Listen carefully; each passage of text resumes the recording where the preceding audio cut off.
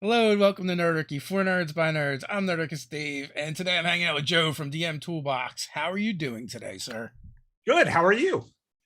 I'm fine. You were just mentioning you don't know what our topics are today, but that's fine because we don't actually generally have topics. We just That jump that's in good. here and do the thing and chat. So if you'd be so kind to introduce yourself and tell people a little bit about you before we get started.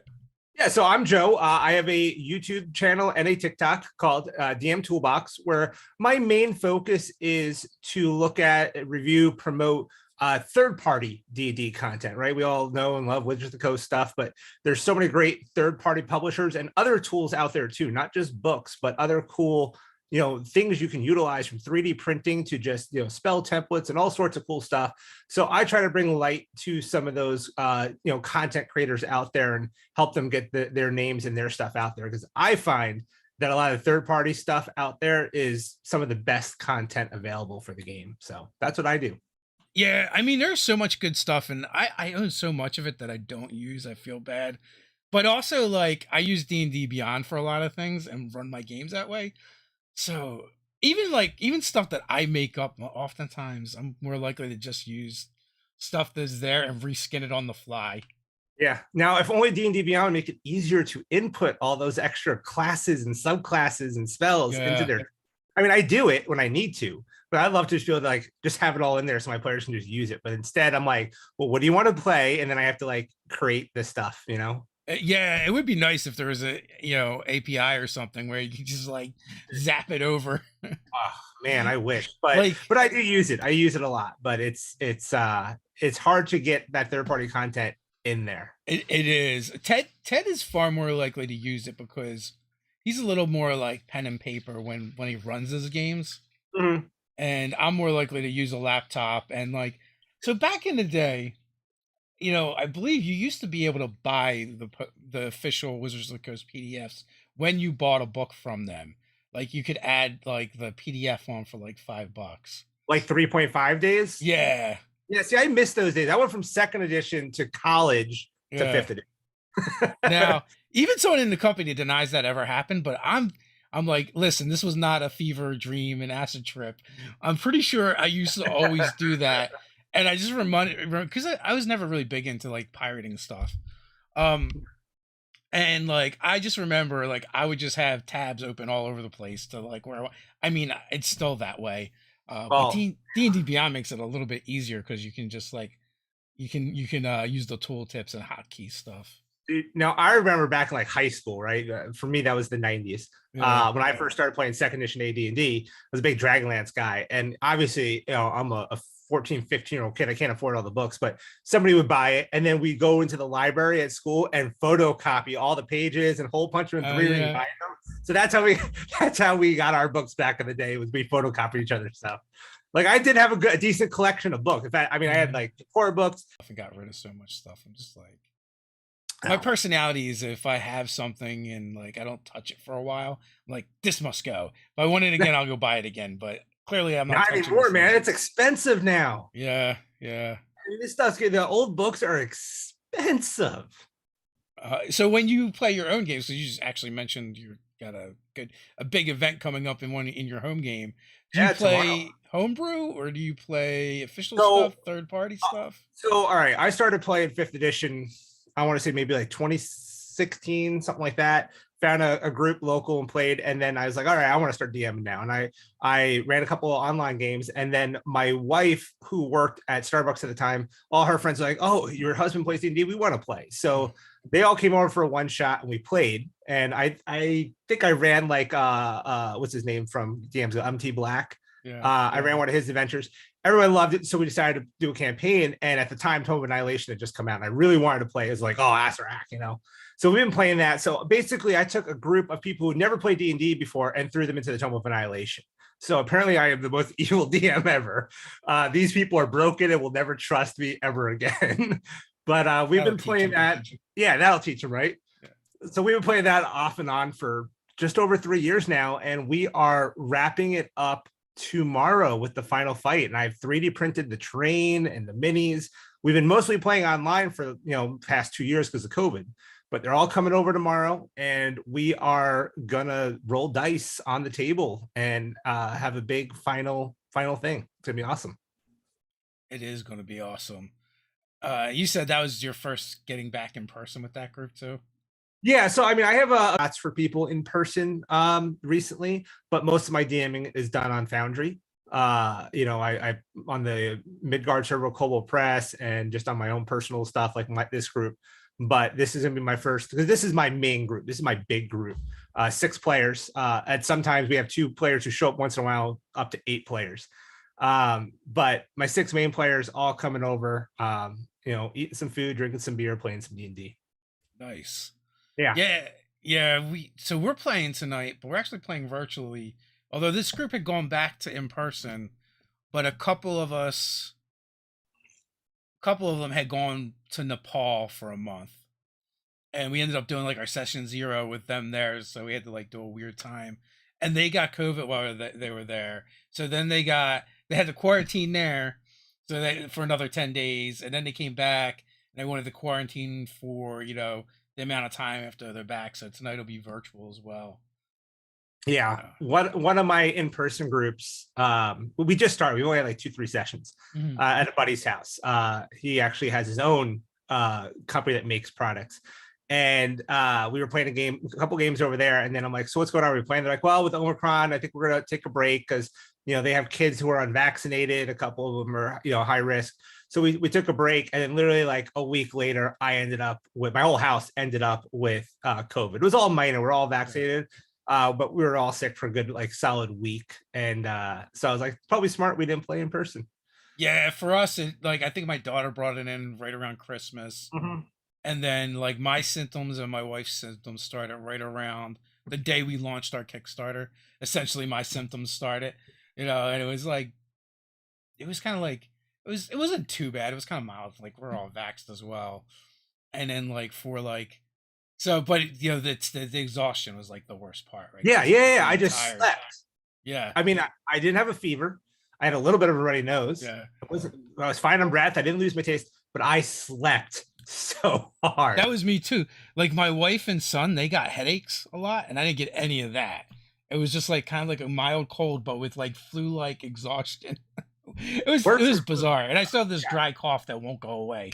Yeah. I still am coughing a little bit. That's about it. But man, was I tired? Like it felt like you were up for like 15 hours. Yeah. Doing work outside after like 2 hours. After you just took a nap.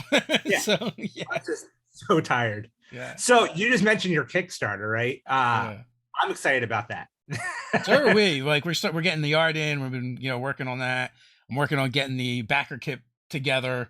Yep.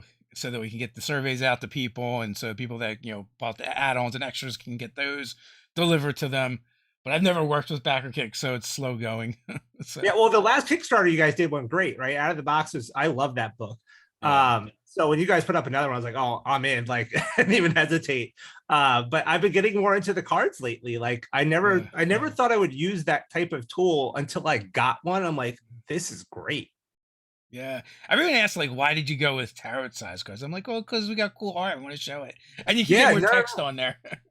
Yeah, no, I mean, other companies are doing that too. I think that I like it better than player deck size cards. I think that is a way cooler touch.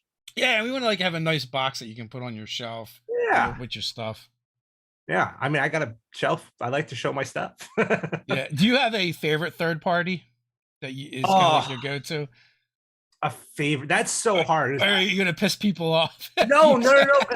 They're different, right? So, like for instance, for a setting, a world to play in, and like richness of material, and right, I love Kobold Press. I love the Midgard setting. I play. That's where I'm going to be playing probably exclusively moving forward for the most part.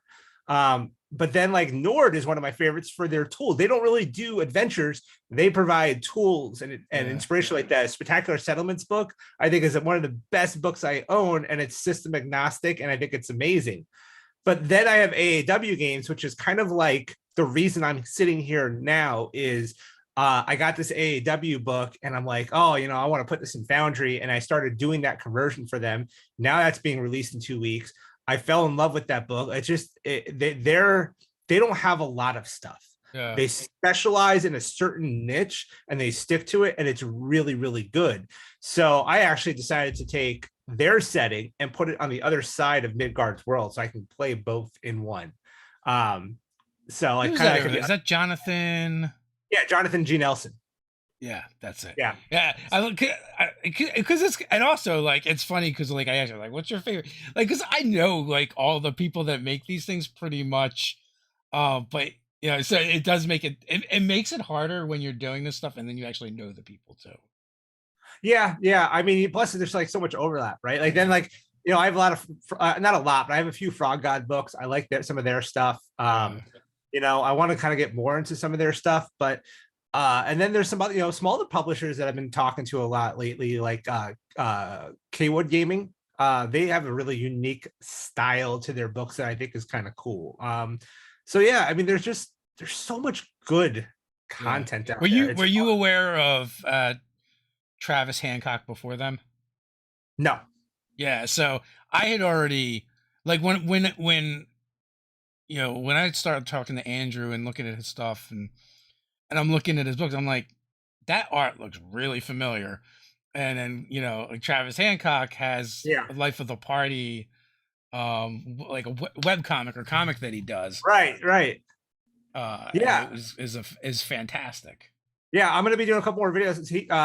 They just sent me two more of their monster books, so I'm gonna be doing some videos on them coming up soon. But I was like, when I got the first one, I was like, dude, the art is so cool. It feels very whimsical. Like somebody Yeah. mentioned on, like somebody was asking on like one of the Facebook groups, like, hey, I'm running a game for my kid, and I want something a little bit more whimsical and not too dark but fun, and any suggestions. And I'm like, go check out their books because I think they find a very neat little spot in the genre that's not covered by anybody else. Yeah, it is. It does, but it also still has like a dark tone to It it. does, Still, yeah, yeah, yeah. Like anyway. Alice in Wonderlandy type kind of Yeah, dark, like Disney on acid trip kind of dark, yeah. So that's what I like about it, though. It's like it can kind of go either way. Yeah, like we've always said, like for us, like the Holy Trinity is kind of like Frog God, Nord, and Kobold, not in any Yeah, particular order. right, exactly. Yeah, yeah, yeah. I kind of agree with that. I think AAW is gonna work its way up into that. They have a new Kickstarter that they're gonna be. He's already mentioned the product. I'm not spoiling anything, Yeah, but he does have a new adventure he's working on that's all about duality. That's going to be coming out, and I think that's going to really. I think it's going to be something special. He's doing some stuff with like monster stat blocks where they could have two different stat blocks essentially based on their mode. And just some really cool new stuff that he's working on that you're gonna get to see hopefully later this year. So Limitless I think, Adventure is another good one. yeah, yeah, It's small. yeah. I mean, there's a ton of just amazing publishers on DM's Guild, right? I Yeah, mean, like, I said I'm MT Black, and I mean, there's so many good ones. There's a ton of good ones out there. I have so much content that I'll probably just never play, uh, but it's nice to know it's there if I want it. so Shallender says the only problem with Foundry is their die roller likes to roll low. I think that was my experience as well. All right, so here I'll tell you a story. I actually wrote a piece of a module for somebody that had to do with the die rolling. I can tell you for a fact it is completely random. It's just crappy luck. I don't know what it is. I not. I think it's a physics based roll too. Like it's not. No, it's not. Because I take that back. It's not a physics based roll. It is a random number generator, and the die. If you're using the 3D dice module, they just show up to whatever number is rolled. Like you don't even have to display dice. Yeah, Uh, so I yeah, think I was doing a Vast Grim play test, and at one point the GM and designers like, you can just roll your regular dice if you want, because it was so bad. I'm like, yeah, it's okay. I always roll low. yeah. My group's convinced that it's broken. Like, well, at least the rogue in my group is convinced that it's broken because she's consistently rolling bad. But Tell her no, it's not broke. I have your settings switched. yeah, I put you down to low rolls. Yeah, rogues don't need any help. Yeah. They need a little extra hindrance in their life. Oh, I have a friend who thinks that rogues are underpowered. Really? Yeah, he argues that especially at They higher do a lot of levels. drugs or something. No, he doesn't. He's pretty straight edge. He says, especially at a higher level, and apparently there's a lot of discussion of this in the community that I was unaware of, that rogues don't scale well at higher level. And I'm like, they do a ton of burst damage, but they're like, yeah, but they don't get all the extra attack and this and that. And I'm like, yeah, but their sneak attack dice are not they're not a resource that expends. It's not like Yeah, none of a their fighter. resources Yeah. expend. Yeah, right. Like it's not like a fighter that has superiority dice that they run out of or something like that. They get sneak attack every single round. They get evasion and all every round. So I'm like, but he's like he wanted to make their sneak attack dice D8s. Yeah. I'm like, okay, No way. cool. Like we just started a new game, and it's like we have some subclasses on our site. And one of the players is like, I want to use this one. And one of our writers made it, and I looked at it, and the way it was written, I'm like, this says you can sneak attack twice in one round, essentially. And I'm like, we're going to tweak that a little bit. Because at low level is not a big deal, but I'm just thinking about when you start getting up there, and every attack is essentially a fireball. And if you crit, it's insane. Like the highest damages ever rolled at any of our tables have always been the rogue. Well, technically rogues can do sneak attack twice in one round if they use a reaction. Yeah, with a reaction. Yeah, well, in theory, like the way this was written, it would have been possibly 3 times. That's insane. Yeah, like Sentinel, for that reason, is an amazing feat for the rogue, because just that one feature alone.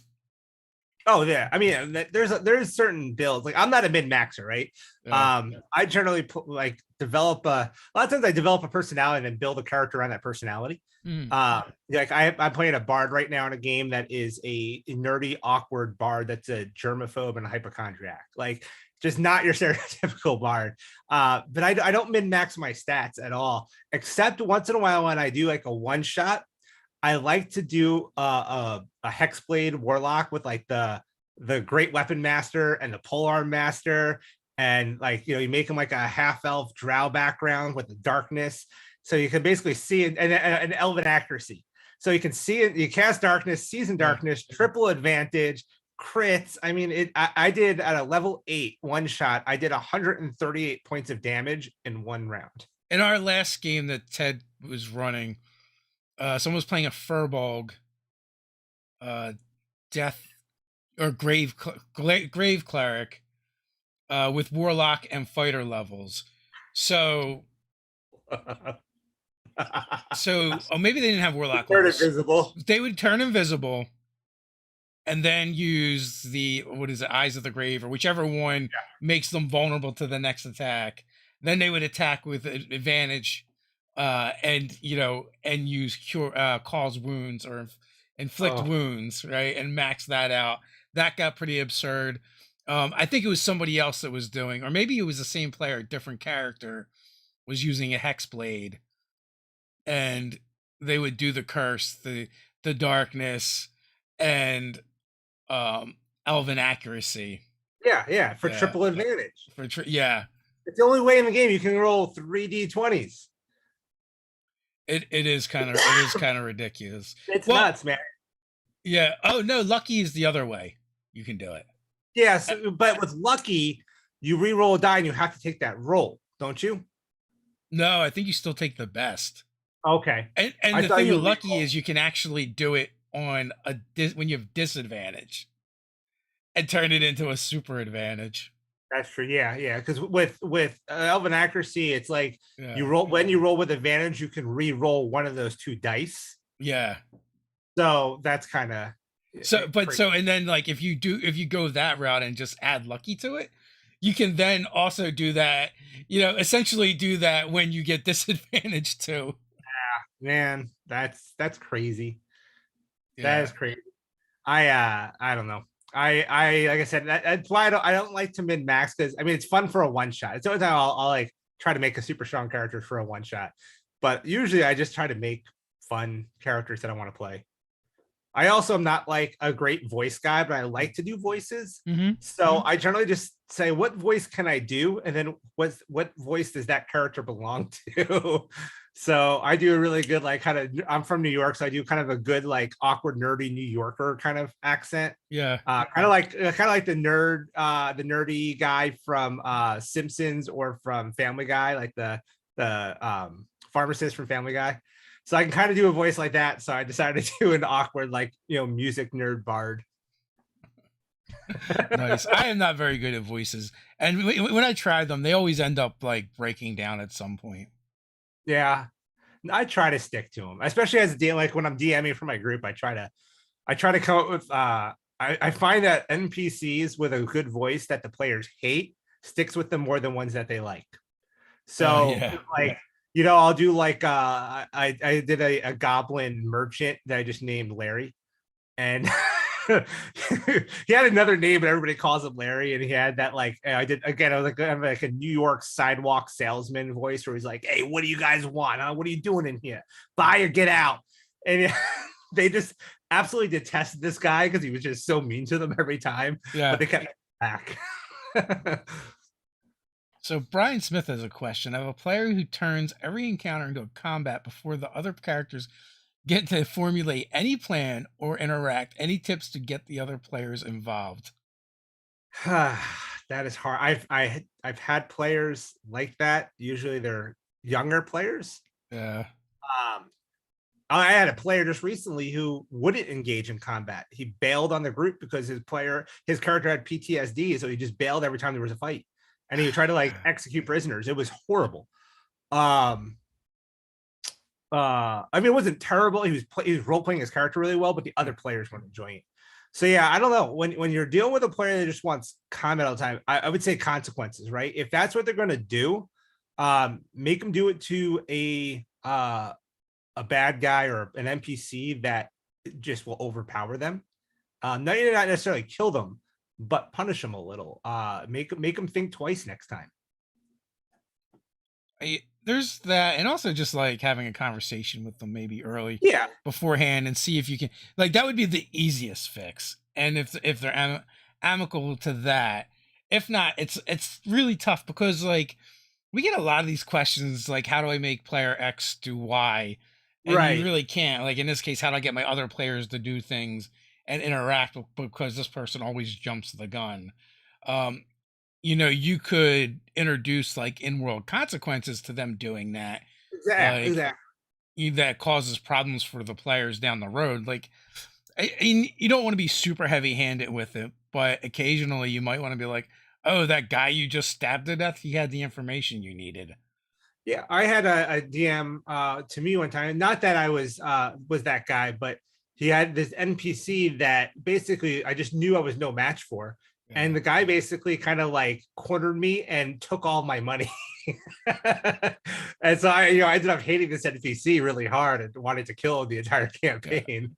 But that's like make it like this brute that basically just like kind of beats him up, roughs him up a little, and just robs them and walks away and kind of like something like that. Because then now that player not only might have learned their lesson that they can't always just resort to combat, but now they've got this nemesis out there that they're gonna Yeah. want to hate, and it could add some fun flavor to the game. There's some good responses in the chat too.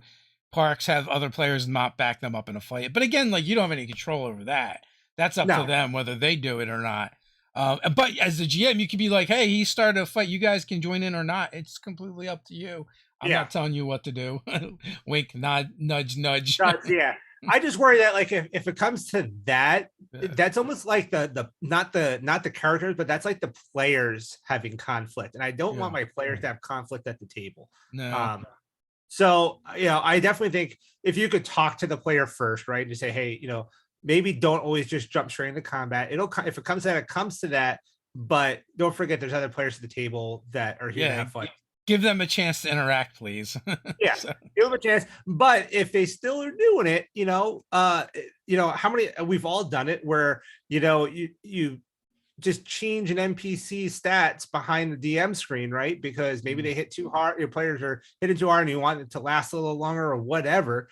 Suddenly this guy is a couple levels higher and he's got a strength of 22 and he punches you in the face.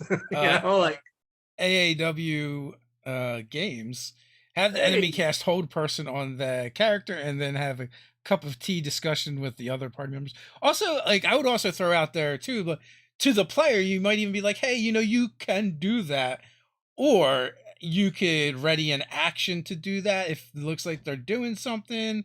You could, kind of maybe nudge them away, but leave it open to, like, if that's the route you want to go. I understand that you're trying to get the jump on them, and you're ready, and you can do that. But do you want to let the other players, the other characters, see what they're doing first? Yeah. Yeah. I don't know what the situation for this particular question asker is, but I do find that sometimes younger players or newer players are the ones who resort to combat. So that might also correct itself with time, with experience in the game. So Sometimes you just had that one player that wants to punch everybody in the face. well, one of the games I play in, I'm playing with a guy who's like our age, right? But then his son plays with us, who's like 17, and his nephew plays with us, who's younger. He's like 15 or something, and he's the rogue. So he's just like, I'm going to steal that. I'm going to steal that. I'm like, dude, calm down. Like, you'll get your loot. Just Young chill. players, they're like that. They want to stab things and steal things. Yeah. Or befriend animals. Or befriend animals, which my wife's character is a druid, and like I said, my whole group at the time, they were all new players. Now they're a little more seasoned, but I ran this encounter. We're in the jungles of Chult playing Tome of Annihilation, and I had to teach her a little bit of a lesson that day. So they're walking through the jungle, they hear help, help, help, oh God, it's gonna kill me. So they go running off through the woods, and they come across a dead body, but it's not freshly dead. It's been dead for a day or two. And they're like, what? So the bard goes, well, I don't know what's going on here, but let's get the heck out of here. And I'm like, from the bushes ahead of you, you hear the bard's voice say, I don't know what's going on here, but let's get the heck out of here. And they're like, what the heck? And they look and they see these bright colors of reds and blues. And they're like, oh, it's a parrot.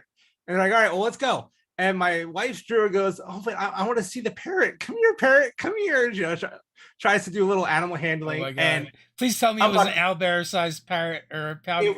It was what I call the macaw bear, which has a voice mimicking ability to draw its victim. That it mimics the voice of its last victim to draw in new victims.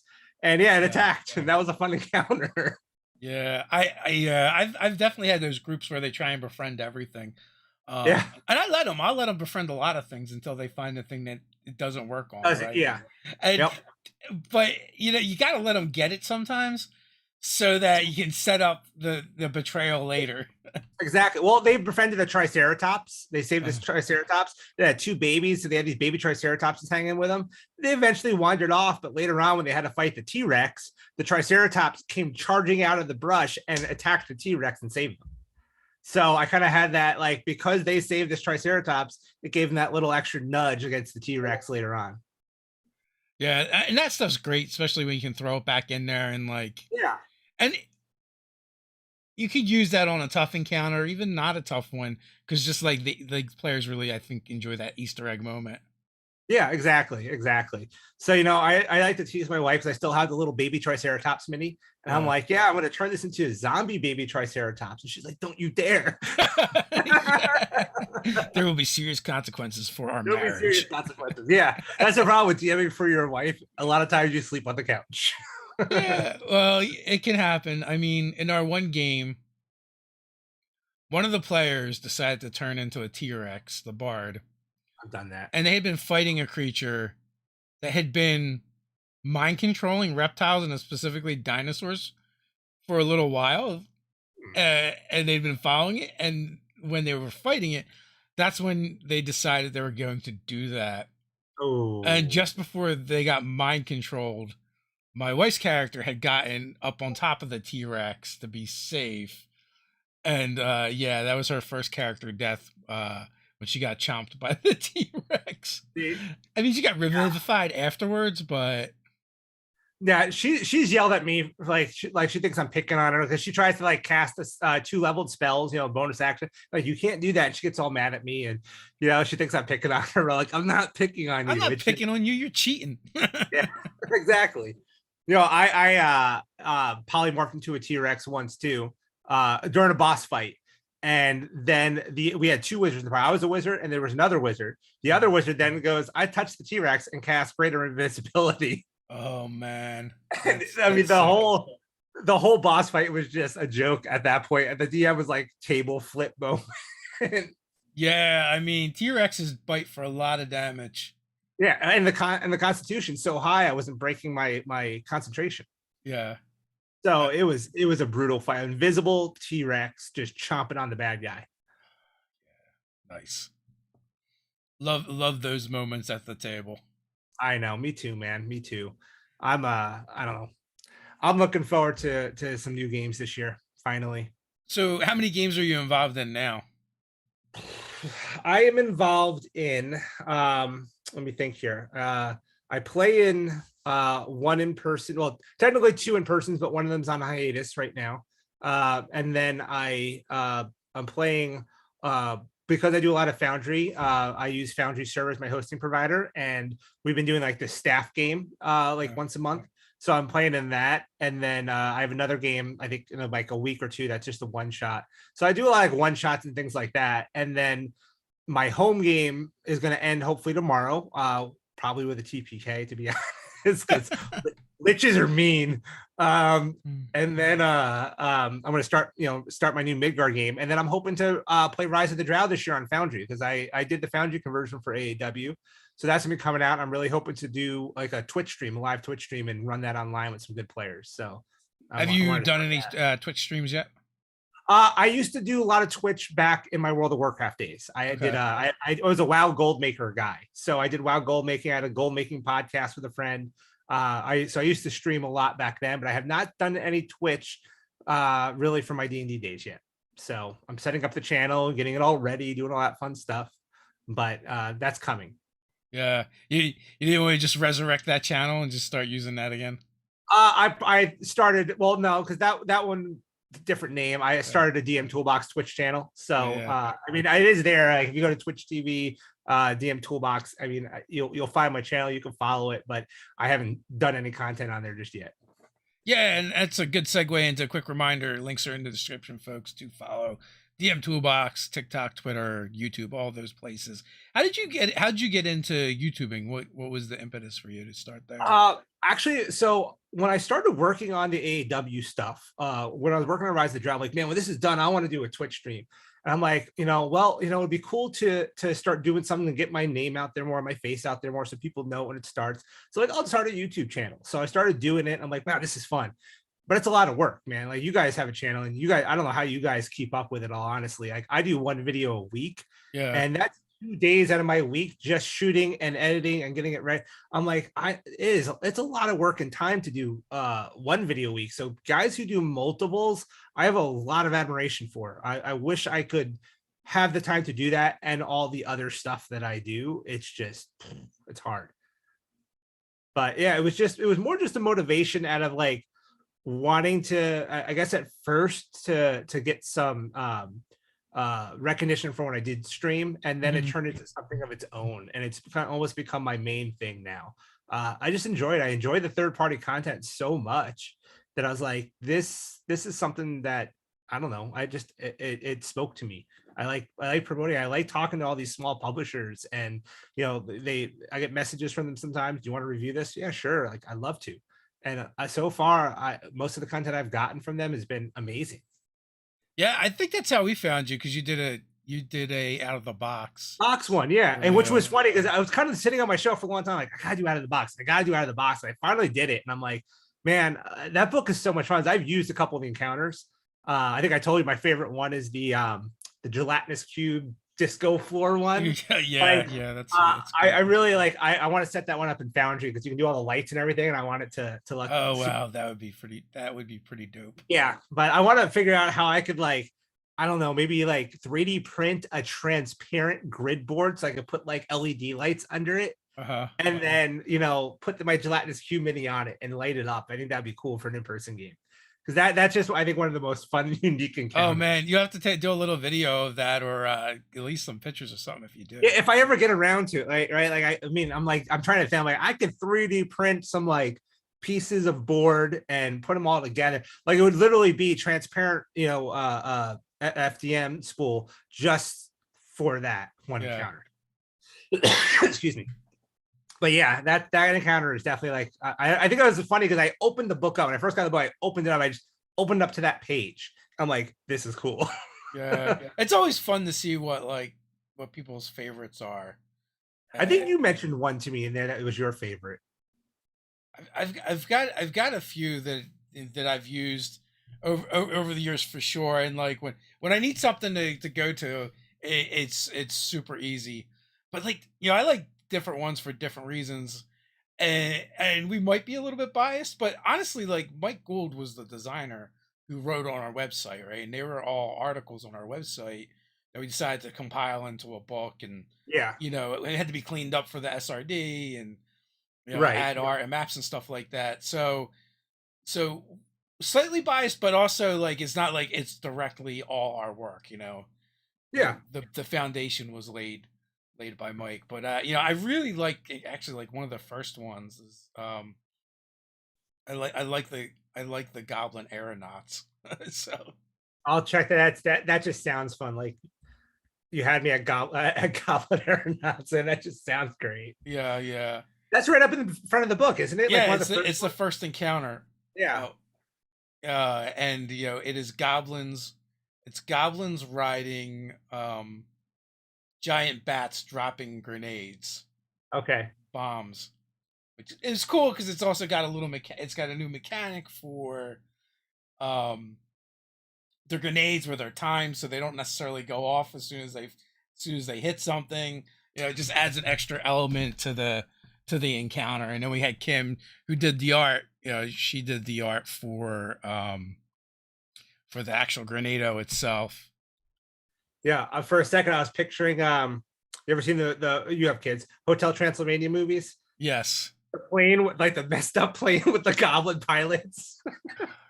That'd be a great encounter. Yeah. So, you know, there's like I said, there's a lot of things like the Arctic Chimera in there. It looks so freaking cool. One of the fun things about that was like getting the art back from it, and then I wouldn't tell the designer anything about it. I would just send them I would just send them over the image, and then you know, and then from there they'd like be able to like this, you know, this is that. And like pretty much every time they knew exactly what the encounter was. And so that to me that's like one of the really cool things about taking like the concept of something and turning into a product, and you know, getting to see the representation of it. Yeah, you know, every publisher I talk to, I think that's their favorite part is getting the art back. Yeah, they rate stuff and they love to see the art from it. It's you know, it's just so Aces High is the name of that encounter. We did like a sequel to that encounter, and I had that in my brain that I totally couldn't think of the name of it. But yeah, like that is definitely one of the cool things because you know, to see something, the physical, it's like it's like the physical representation of that idea. Right. Yeah, man. You know, and for me as like a consumer, especially as a VTT consumer, I love maps. Like I love good maps. Like it always drives me nuts when the map doesn't match the encounter right. I'm like, nope, I got to make a new map now. Yeah, it's not what it says. But yeah, I think good cartography for a you know, an adventure is super important to me as a consumer, because virtual has become so big. You need those maps. You know, they're important to your game now. That like Theater of the Mind, I think works really good in person. But I think online you need a little bit more visual. yeah. I mean, because you're kind of like zoomed in, focused in on the screen. Yeah, you know, you're playing. not You know, when you're playing online, whereas when you're in person, like you're all sitting at a table, you know, or in a living room on couches or whatever, and like, you know, the scale and scope is much bigger for the experience.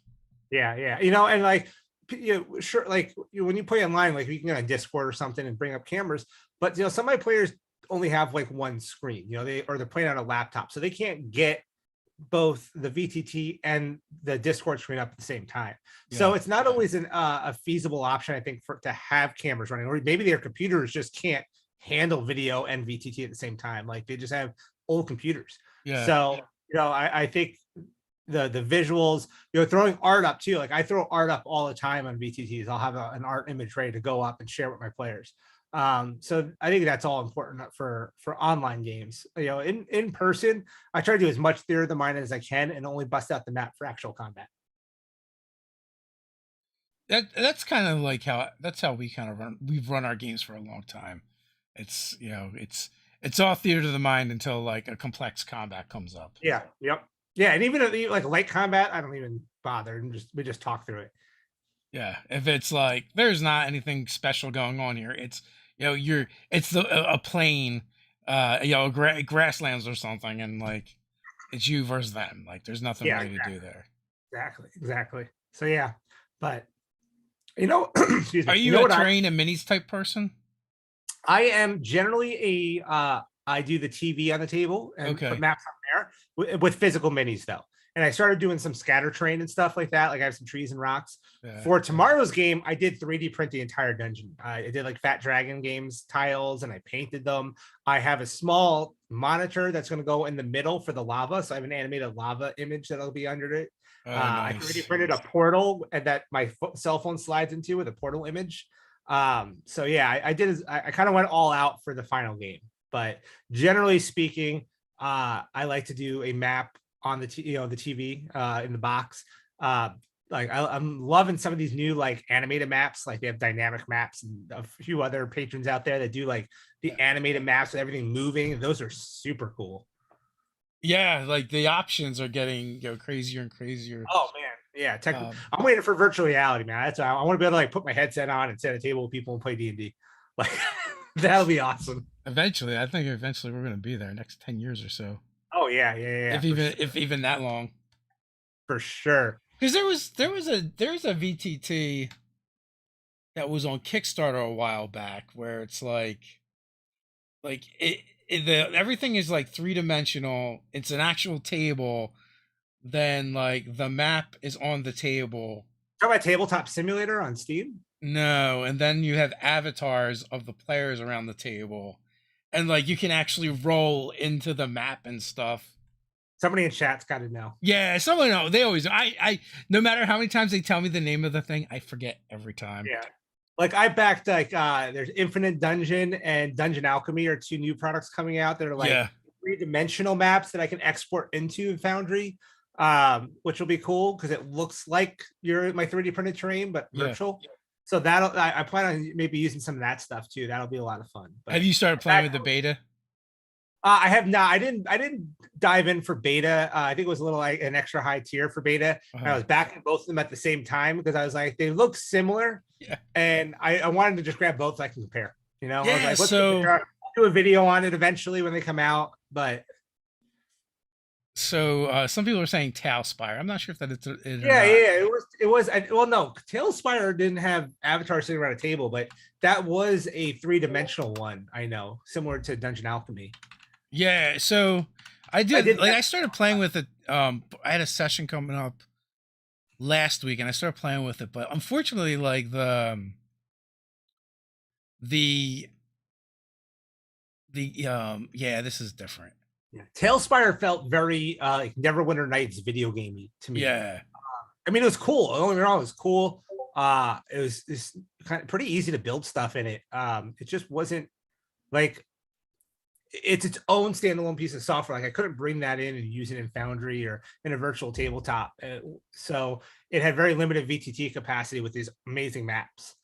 So that was, I think, the reason I didn't go that route. The game that I'm running now, like the Dungeon Alchemy is just not equipped to handle that yet.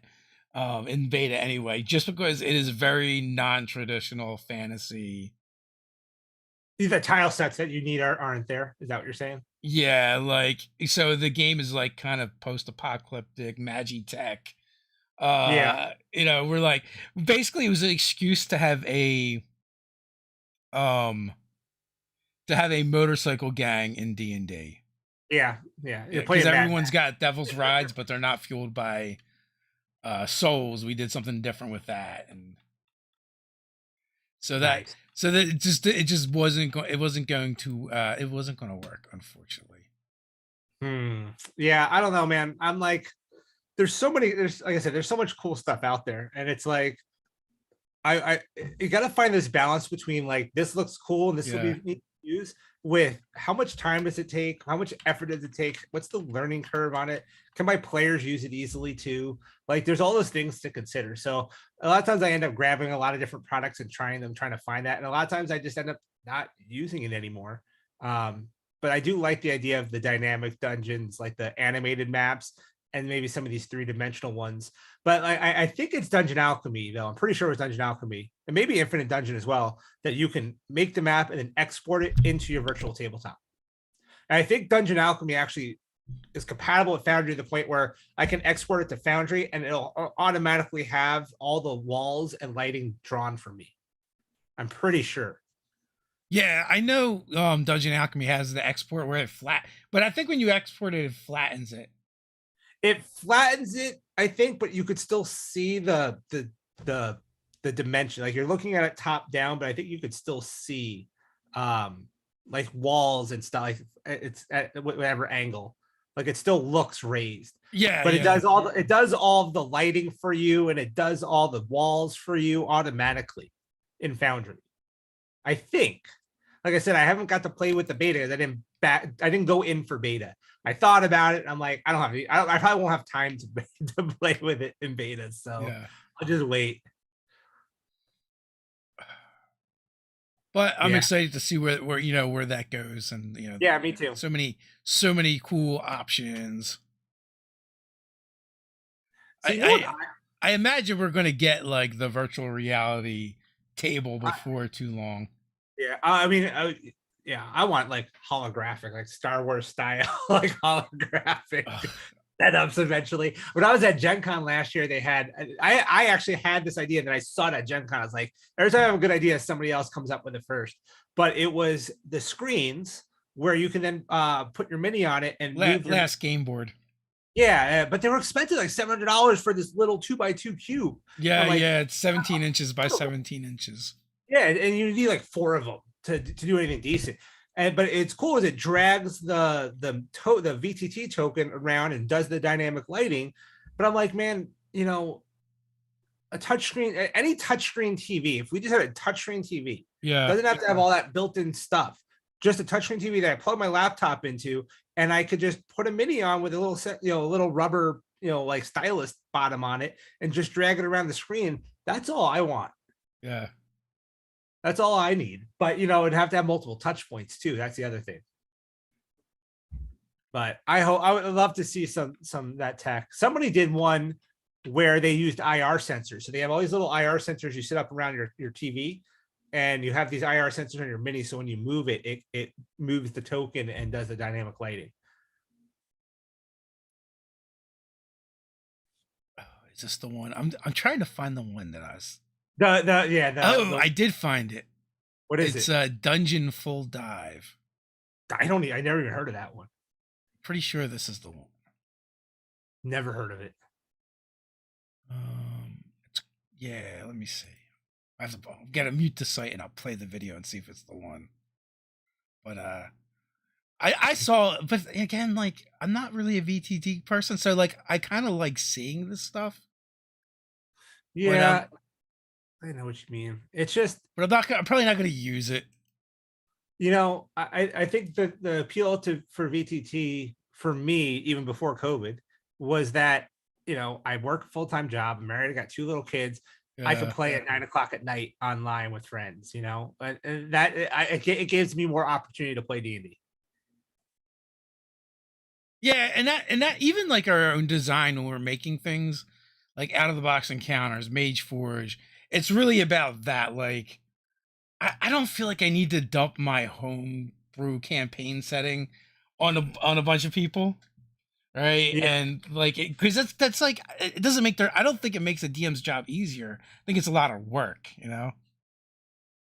Yeah, I'm not a big Forgotten Realms guy, right? It's all right, but I not my favorite. I'm a huge Dragonlance fan, but I always found Dragonlance to be so well lore established that I can't play there without breaking the existing lore. Like I feel almost guilty about making it my own. I know that's what you're supposed Yeah. to do, but I think I just have such an attachment to Dragonlance. I'm like, I can't do that because that's not how it happened in the books. So that's why I think I liked Midgard, because Midgard's this nice established world with good lore and a lot of information, but they purposely leave a lot of stuff vague so that I can make it my own and do my own thing with it. And I think that was my appeal to that. But then, you know, like I said, like there's certain aspects of it I don't like, but I'll just change those. Like I said, like I take an AAW's world, I'm throwing on the other side of the globe and I'm making it the same planet, just different hemispheres.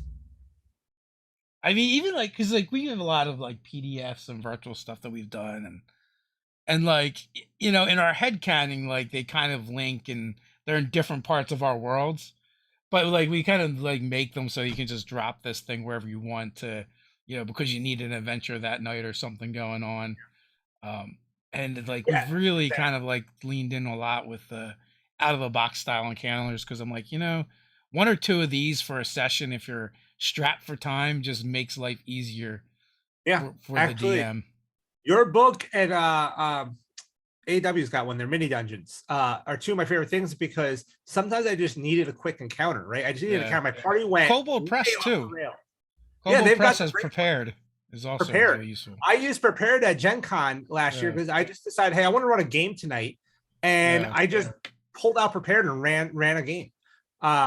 But it's great to have those little mini dungeons like that, because when the party just goes off the rails, I can just grab it and say, "Oh, here you go." And it's like, I'm like, give me 10 minutes, take a pee break, grab a beer, and by the time they all come back to the table, I've read through a 2 or 3 page adventure. I'm ready to go. Andre's like, VTT is nice for certain things, but requires a lot of work to set things up It just for your does. players to choose. Hey, no, let's rather go do that other thing on the other continent. Now, I know some people are really good and proficient with using them, and they can like import things as they need it and almost do it on the fly. But honestly, like that statement right there is the way I feel about Dwarven Forge, right? Like I like, oh, that would be cool to play in, but as a DM, all I can think about is How many maps will never get touched? yeah, is like, you know, having this huge layout that the players are gonna be like, you know what, we're gonna hang in the tavern tonight because, you know, Jiggles the Goblin is so very cool. Which wouldn't be so bad. It's like, well, I'll just put the map away and I'll bring it out next session. Except I don't have space to store these things. That stuff's got to come apart and go in the closet, or my wife would kill me. But you know, it's funny. You mentioned that for VTT, right? Like how good it is for certain things. I think the biggest key to playing on VTT is being prepared, having your maps ready, having the walls drawn, having the tokens on, having everything ready to go. There's more prep involved in DMing for VTT than in person. Because if you don't do that, it's hold on, give me a minute. I got to bring this up. I need to do that. You know, and right, if they go off the rails and you don't have another map or something ready, it takes time. It interrupts the flow of the game big time. Yeah, and also like some of us don't prep very much for our games, so that would be like impossible. Yeah, oh man, I love Sly Flourish, right? The lazy DM. Yeah. Oh man, that guy's a genius. Like I'm like, oh, this is all I got to do to prep for a game. Perfect. Like for in person, but that doesn't work for VTT because you have to have maps up. You have to have that stuff ready. Honestly, you know, like there was one moment where we were playing, and it was a mix of like older players and younger players, and we were using Roll20, and everyone just grabbed like their token and went in a different direction. Oh, at the same time, and like it was kind of like a fuck this moment for me for VTTs in general, just because like that level of chaos is just, I don't know, it broke my head momentarily. At least in Foundry, as the DM, if you hit spacebar, it pauses the game and they can't move their tokens. Oh, nice. You'd be like, oh, hold on a second. Because I had one of my players just decide to run down this hallway in Tome of Annihilation, which is never a good idea in that thing. And he gets to a mirror and he got sucked inside a mirror. So that served him right. but yeah, man, it can be VTTs. It can be chaotic. You definitely have to be ready to go, man. You got to be on point. Yeah, I know. Like I like one of my very early experiences playing. It was using Roll20, and I don't know if he's still doing things, but it was GM Tim over on Twitch, and he was over there pretty early, streaming games and he was a really good GM, but also like his ability to use. I don't know if he was using Cyruscape or using custom sounds or something, but his ability to do like all the sounds and run the game was like super impressive. It reminded me of like a conductor with an orchestra. Yeah. And I'm like, this man, this is a lot. And like he was very smooth with going from from different thing to different thing. There wasn't a whole lot of hold on and Hold wait. on. Yeah. And when you see that, I'm like, that's like a whole skill set unto itself. Oh, yeah. Yeah. I mean, like, you got watch guys like Critical Role, man. They got a whole production crew back there doing stuff for them. We don't get that. Yeah. So, I just my wife bought me a stream deck for Christmas or my birthday, one of the two. So I'm going to set that up now so that I can just like press a button and get sounds or switch scenes or whatever, just to make it smoother and easier. So I'm not having to mouse around and do stuff. But, anything you can do to help smooth it out, keep the game going in VTT, anything you can do for that. Yeah. Cobalt Press finally released Tomo Beast and layers in Foundry, which is great because it like, they go off rails. You can grab layers and just import it. Bam, set up. Tokens are on there. Lighting's done. So having like stuff like that, I wish Jonathan at AAW let me do it for more of his mini dungeons, where I can just grab all his mini dungeons, just import them. But it's a lot of work to do mini dungeons. But be able to grab stuff like that, or like if you ever get out of box encounters on Foundry, I'd probably grab that, and just be able to import it, lighting, tokens, everything ready to go. That's huge, man. And there is a lot of free and patron content out there that you can do that for in Foundry, which is good. Yeah. So AAW Games, let us know how you like Stream Deck. Been curious about these. All the like real streamers use it, is my understanding. We don't, but the real streamers. I'll bring it with to Gen Con, Jonathan, and then we can test it out in the room. Push buttons together. Yeah. So were you at Gen Con in an official capacity or just as a attendee? So last year when I went, I was helping Cobalt Press with running games. So okay. Ben McFarland over at Cobalt Press, he does a lot of their, like some writing and stuff, but he's in charge of all of their GMs that run games, and he couldn't make it last year because of a personal conflict. So I took over for him and I ran all their games. I mean, he did most of the work as far as like setting up schedules, but I was there handing out badges to GMs, making sure games were going off. I GM'd a few games for them and whatnot. So this year I'm going to be there with AAW Games. I'll be hanging out at the booth with them, and then I'm also running all their games for them. So if anybody's looking to go to Gen Con and get a free badge, if you hop over to AAW Games, they have a blog post. You can get information on GMing for them and possibly get a free badge to Gen Con. We will be at Gen Con, AAW Games. Well, will we be? I don't know. You? I mean, we generally are there most years. Yeah, nobody was there last year. Last year was crazy. We were there last year. Well, I was there last year. I wasn't going to go, but I was like, you know what? I'm vaccinated. Are you going just to hang out though, or are you gonna have like a booth? We never have a booth. We don't do that. Okay. I mean, as we get more physical products, I guess at some point we probably should start doing. But also, like, it's weird, right? Like, you see, like, a lot of the big companies, don't even, like, have stopped boothing, and like because it's not worth it for them. It costs them more to booth than they make. It does. No, if you're people should know this. By the way, if you're going to Gen Con, all those guys out there with booths, for the most part, especially the publishers, they are there to meet you and hang out with you and say hi and show off their product. They are not making money.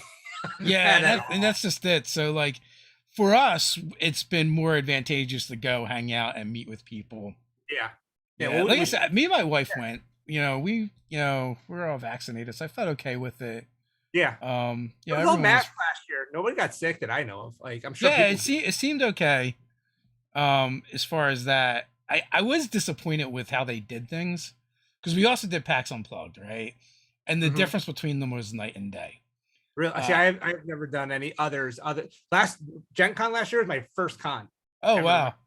Yeah. So Gen Con, what they did last year is they had the space they normally do, but then they smushed everything together and just walled off the extra space.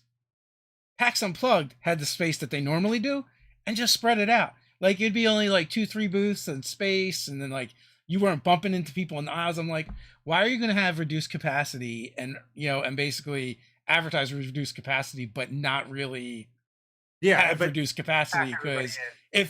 if you just smush everyone together, it's the same, right? Right. Where PAX Unplugged, they kind of just leaned into it, and it was nice. Like it was one of the few cons I've been to where it's a big con like that, and you're not like bumping into people and having to dodge.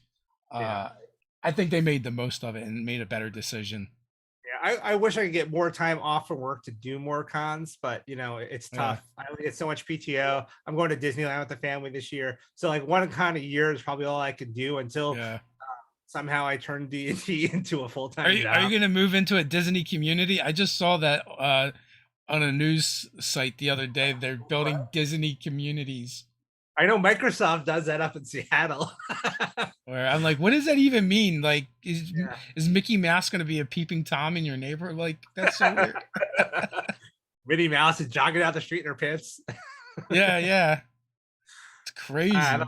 But now we went 2018. I think we went to Disneyland for the first time. Like, I went to Disney World as a little kid, but it was our first time, like all my wife and kids' first time at Disneyland. We had a great time. I built my Yeah, lightsaber. We yeah. did the Star Wars land is awesome. Oh So I'm looking yeah. forward to I going haven't back been and there getting since Star Wars another World. lightsaber. We haven't been there a Oh, long time. it's so cool. Me and my It's wife did our honeymoon there, and we did like the cruise and the parks. I actually prefer the parks over the cruise, but yeah. and then we went twice with the family, and but that was years ago. The star if you're a Star Wars fan, I mean I'm a huge Star Wars fan. I think I cried a little when I walked in. It was like I felt so my wife has a picture of me with the biggest grin on my face. Yeah, It was yeah, amazingly cool. I got to fly the Millennium Falcon. They didn't have that new ride yet. I'm looking forward to doing that one this time. yeah. The one with all the stormtroopers and everything. So yeah, dude, I'm excited to go again. But I really want to do more con. Like I said, if I can ever somehow turn this into something where I actually make money, because I don't make any money doing this, I totally would, and quit my day job and do D&D full time and have a blast and go to all the cons. But I feel like that's a few years Yeah. off still. I still do the 9 to 5. You play any non D&D RPGs? I don't I not really. So one of my friends just back the Airbender one, and I'm definitely wanted to try that one out. I've been wanting to try the Star Wars one, the newer one. It's not that new, but Yeah, not yeah. the Fantasy D6 one. Flight or yeah, Yeah, Fantasy Flight games. yeah. The dice system in that, it looks so appealing to me. So I really been wanting to try that out. One of my friends at DMs over at the Cobalt Press Discord plays it, and he keeps telling me come and play.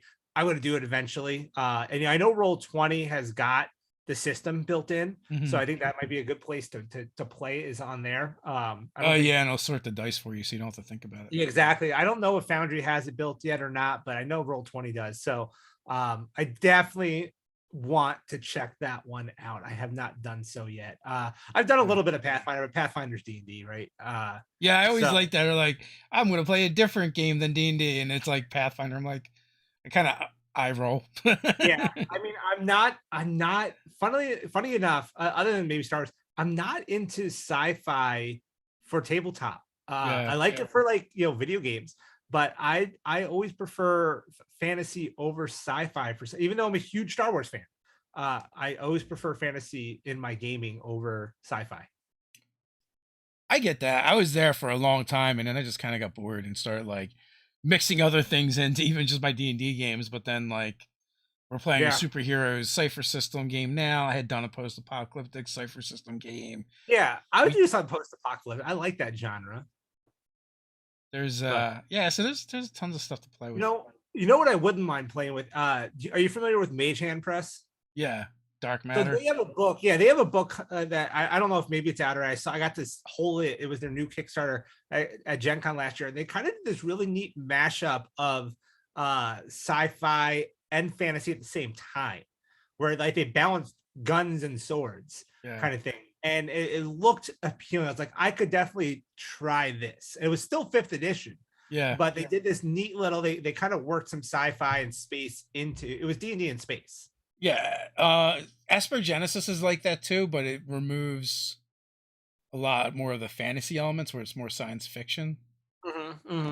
Yeah, so there's that as well. Yeah. Uh, No, it'd be neat. Jonathan, if AAW is still listening, let's give Drow laser guns and see what happens. I mean, Starfinder they did. Did they? Yeah, See, I didn't play Starfinder. yeah. I played. Yeah, I played like we did like one campaign of that. It's okay. It's like I don't like crunchy systems as much. Like, Yeah. um, I mean, that I came from THACO, so 5e is a godsend. yeah, yeah, yeah. But then you get into like Powered by the Apocalypse and other game quests that are even simpler than Yeah. 5e. I think like Pathfinder or 3.5. I think there's an appeal there for creating characters with all those rules and options and stuff. Yeah. The idea of DMing that does not sound good.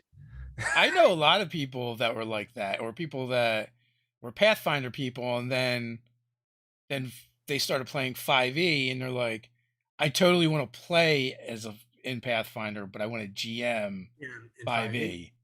5e Yeah. for those reasons. I know a lot of people complain about the system.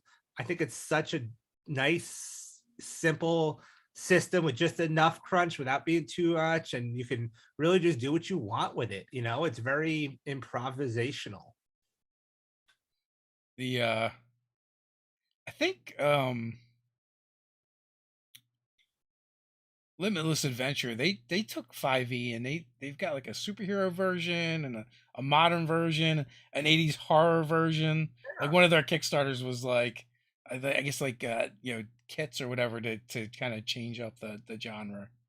Yeah, yeah. It's a good solid base system, man. I'm curious to see what happens with the next iteration of it in 2024.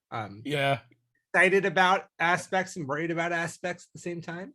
Yeah, I mean they're trying to figure out how can we make a 6th edition without making a 6th edition. 6th edition, yeah. I mean, that's the thing. Like every time before that whole announcement, people would say, "Oh, 6e." I'm like, why though? Like 5e is doing so good, it's successful, it's making money. Why would you want to end it just because it's time to end it? It's Yeah. making money. It's good. Like you don't like 4th edition to 5th edition. I understand why they made that move, right? 4th edition had its merits, but let's face it wasn't overly successful. No, it just 3.5 wasn't. Like they're like I don't like it is not my favorite version of D&D, but I also don't think it is bad as people make it out to be. No, I don't think it is either. I've stolen stuff from it and used it in my 5e games. 3.5 to 4e, I kind of got this 3.5 almost got so convoluted, so crunchy, it almost broke. Yeah. 2e to 3 was the post bought it. But what's the motivation to go from 5 to 6? I kind of get like 5.5 because things evolved and we need to update rules. But I don't see why you would dump 5e altogether because it's doing good. People like it. There's two things that would make a company do a new edition, I think. One is the edition is no longer selling well, and the other is someone else has purchased it, right? Anytime you have that, they'll want that means a new edition. Right. Almost automatically. And I mean, there's other reasons to make one that aren't necessarily monetary. Like, I don't think, even if like the motivation is like, oh, we just bought this property, so we should do a new edition so we can sell it. I still feel like the designers want to put out a good game. Yeah. But I said 5e is a good game. Like some people didn't like Tasha's. I personally thought Tasha's was a great addition. It fixed Rangers for me. Yeah. Which is my biggest gripe was I thought Beastmasters especially were broken. But yeah, I mean, I'd see an update to the current rules. I just hope they update the SRD to reflect it. Otherwise, what's the point? Yeah, did you get the Monsters of the Multiverse book? I did. Yeah, I got it. I got it back there. You can see the white book behind me. I bought Okay. the my Yeah, all yeah, the I see it. edition covers. But yeah, and I like the way they're doing stat blocks now. I think that's a great change. I think it's good. I Yeah, just I find the gift set a bit problematic, but yeah, I like do too, right? I know exactly what you mean. even when they come out with a standalone book, it's still going to be problematic because Monsters of the Multiverse, it's got the newer changed player races, which Mhm. okay, I actually like that part. I thought there were some cool things in there. But then the monster section, like the changes, they're small, right? They're like for the most part, like you got to really look to find them. Spellcasters were the biggest change. The spellcasters were the biggest change, and then it That would is be like arbitrary things like this demon lord. If he hits you with his sword, it's force damage now, and like yeah, their attacks aren't considered magical. Like weird arbitrary stuff that I didn't yeah, care about that much. right. No, it But was the like spellcaster change that did it for me. I thought that was a good change. yeah, like that's simple and makes sense. But like the thing that I find the most problematic is right, all the monsters, I believe, right? It's Mordecai's Tome of Foes and Volo's Guide to Monsters mashed together with those tweaks. But the Yeah. problem is both of those other books had really cool lore sections. Now, I mean, granted, I know some people don't like those lore sections for different reasons, but I thought they were really good. And if it's something you're interested in, like if you still want that, you still need those books. The other book, right? Yeah, Yeah. yeah, and like the Volo's guide book with like the different sections, like on the Beholder and the Beholder. Hag, I was gonna call were the like Beholder out. I read fantastic. that. Yeah. And I when I ran the Beholder fight and Tome of Annihilation, I read that section Yeah. because it is super good information. But I'll tell you what's even better is the Monsters Know What They're Doing books. Oh yeah. Those any day. Oh my god. I was rereading the Lich section last night in preparation for tomorrow's game. Oh no, your poor players. I So know. we've run a bit over, and I want to Okay. respect your time. So Yeah, and yeah, it yeah. is about that time. As always, folks, links are all in the description. Want to final thoughts before we head on out, Joe? Final thoughts, man. Well, as always, come check me out over on YouTube because if you're into the third party content, that's what I'm all about. And I want to get the word out to those publishers. If you are a third party publisher and you want your stuff reviewed, message me. Feel free to message me on Twitter or drop me an email at dungeonmastertoolbox@gmail.com. And I'm happy to take a look at your product to review. Awesome. Thanks for coming on. Really appreciate it. Until next Thank you. time, everyone, stay nerdy. And we're out.